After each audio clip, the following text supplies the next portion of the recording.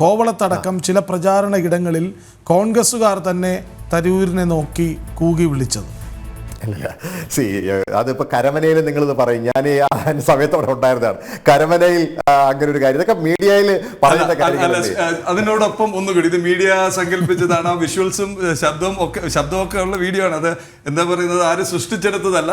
അതവിടെ നിൽക്കുമ്പോൾ തന്നെ ഒരു ചോദ്യം കൂടി ഇതിനോടൊപ്പം. ശ്രീ ഹരി, ഈ അദ്ദേഹം വിശ്വപൗരനാണ്, കക്ഷി രാഷ്ട്രീയത്തിന് അതീതമായ ബന്ധമുണ്ട്. തീർച്ചയായിട്ടും ആദ്യം വന്നപ്പോൾ ഞാൻ അടക്കം കണ്ടതാണ്.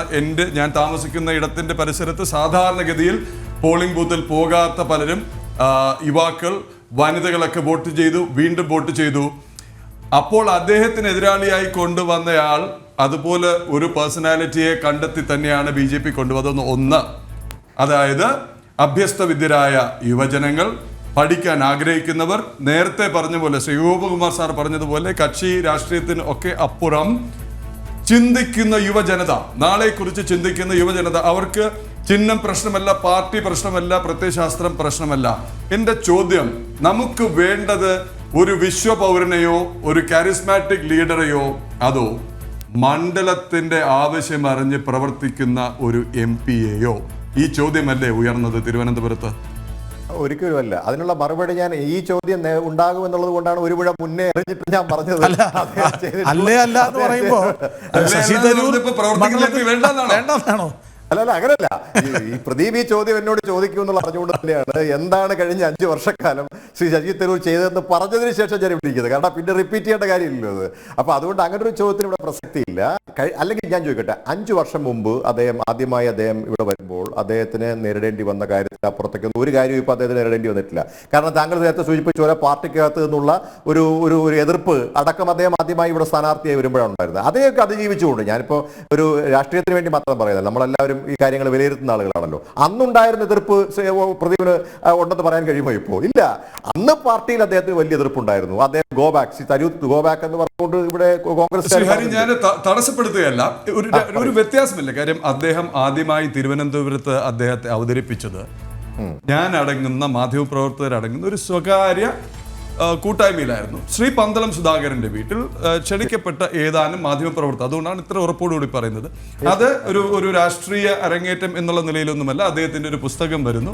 പക്ഷേ ഈ പ്രചാരണം വളരെ ശക്തമായിരുന്നു. തിരുവനന്തപുരത്തേക്ക് സോണിയാഗാന്ധിയുടെയും രാഹുൽ ഗാന്ധിയുടെയും പ്രിയങ്ക ഗാന്ധിയുടെയും ഒക്കെ ഉറച്ച പിന്തുണയോടുകൂടി അവരുടെ ആഗ്രഹപ്രകാരം അദ്ദേഹം വരുന്നു. അദ്ദേഹത്തെ ആദ്യം പൊതുവേദിയിലാണ് അവതരിപ്പിച്ചത്, രാഷ്ട്രീയക്കാരനായല്ല അവതരിപ്പിച്ചത്. അന്നുണ്ടായ എതിർപ്പ് എന്ന് പറയുന്നത് താഴെ തട്ടിൽ പ്രവർത്തിക്കുന്ന പ്രവർത്തകരുടേതായിരുന്നില്ല, മറിച്ച് ശശി തരൂർ എന്ന് പറയുന്ന ഒരു പേഴ്സണാലിറ്റി വന്നാൽ അവസരം നഷ്ടപ്പെട്ടേക്കാം എന്ന് ഭയന്ന ചില നേതാക്കൾക്കായിരുന്നു എതിർപ്പ്. ഗോബാക്ക് വിളിച്ചെങ്കിൽ അവർ പറഞ്ഞയച്ചവരാണ് ഗോബാക്ക് വിളിച്ചത്.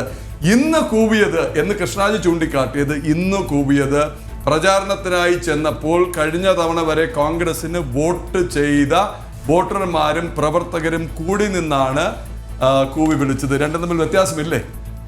ഇല്ല, ഞാൻ പ്രദീപ് പറഞ്ഞ കാര്യം ഞാൻ പൂർണ്ണമായി തള്ളിക്കളയാണ്. കാരണം അങ്ങനെ ഒരു തിരുവനന്തപുരത്ത് നമ്മുടെ പ്രത്യേകിച്ച് കോൺഗ്രസ്സുകാരെ സംബന്ധിച്ചിടത്തോളം അദ്ദേഹം അപ്പോഴൊക്കെ അവർക്കൊരാവശ്യം ഉണ്ടോ ആ ആവശ്യങ്ങൾക്കൊക്കെ കൃത്യമായി അദ്ദേഹത്തിൻ്റെ ഇടപെടൽ ഉണ്ടായിട്ടുണ്ട് എന്ന് എനിക്ക് ഉറപ്പുണ്ട്.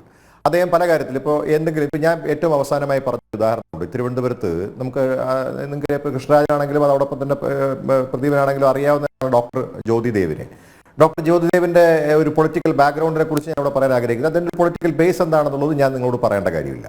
അദ്ദേഹം തിരുവനന്തപുരത്ത് നിന്ന് വിദേശയാത്ര പോയപ്പോൾ അദ്ദേഹത്തിന്റെ പാസ്പോർട്ട് അടക്കം കൊള്ളയടിക്കപ്പെട്ടപ്പോൾ അല്ലെങ്കിൽ നഷ്ടപ്പെട്ടപ്പോൾ, അദ്ദേഹത്തിന്റെ പണമടക്കം അദ്ദേഹത്തിന്റെ ബാഗ് അടക്കം നഷ്ടപ്പെട്ടപ്പോൾ അദ്ദേഹം തിരുവനന്തപുരത്തിന്റെ MP ആണ് ആദ്യം വിളിച്ചത്. അദ്ദേഹം ഇട്ടൊരു ഫേസ്ബുക്ക് പോസ്റ്റും ഞാനിവിടെ എടുത്തു പറയാൻ ആഗ്രഹിക്കുകയാണ്. ആ ഫേസ്ബുക്ക് പോസ്റ്റ് നിങ്ങൾ രണ്ടുപേരും വായിച്ചിട്ടുണ്ടാവും, ഞാനും വായിച്ചിട്ടുള്ളതാണ്.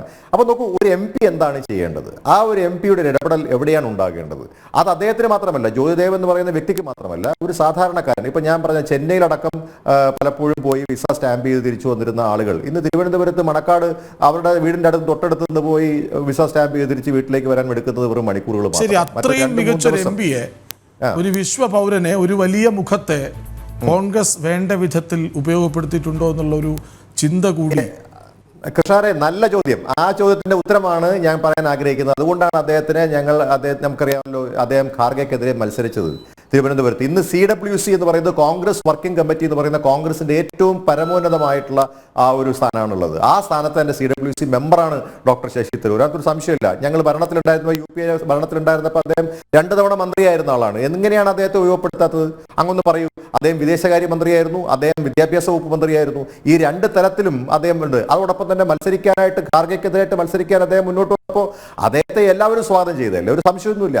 അതിനകത്ത് മത്സരിച്ചപ്പോൾ അദ്ദേഹം പരാജയപ്പെട്ടു. പക്ഷേ അദ്ദേഹത്തിന് പരാജയപ്പെട്ട് അദ്ദേഹത്തെ എന്താ ചെയ്തത്? CWC മെമ്പർ എന്ന് പറയുന്ന സ്ഥാനം കൊടുക്കുകയാണ് ചെയ്തത്. അപ്പൊ കോൺഗ്രസ് പാർട്ടിക്ക് എങ്ങനെയൊക്കെ ശശി തരൂരിനെ ഉപയോഗപ്പെടുത്താൻ കഴിയുമോ? ഇനി നോക്കൂ, 3 തവണ മത്സരിച്ച് 4ാം തവണ അദ്ദേഹത്തിന് മത്സരിക്കാൻ അവസരം കൊടുക്കുകയാണ് പാർട്ടി. ഇതിൽ കൂടുതൽ എന്താ പാർട്ടി ചെയ്യേണ്ടത്?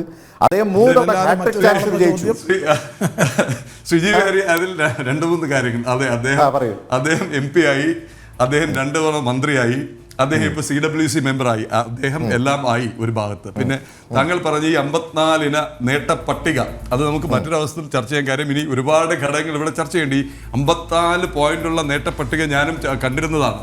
ആ നേട്ട പട്ടികയിൽ ഏറെക്കുറെ എല്ലാം കേന്ദ്രത്തിലെ NDA സർക്കാർ, അതല്ലെങ്കിൽ മോദി സർക്കാർ നടപ്പിലാക്കിയ പദ്ധതികൾ ഇവിടെയും വന്നു എന്നത് മാത്രമാണ് എന്നായിരുന്നു വളരെ ശക്തമായി BJP ഉന്നയിച്ച ഒരു വിമർശനം. നമുക്ക് അതിന്റെ വിശദാംശങ്ങളിലേക്ക് പോകാൻ. താങ്കൾ ആവർത്തിച്ച് ഈ 54 പട്ടിക പറഞ്ഞത് കൊണ്ട് മാത്രമാണ് അതൊന്ന് ചൂണ്ടിക്കാട്ടിയത്.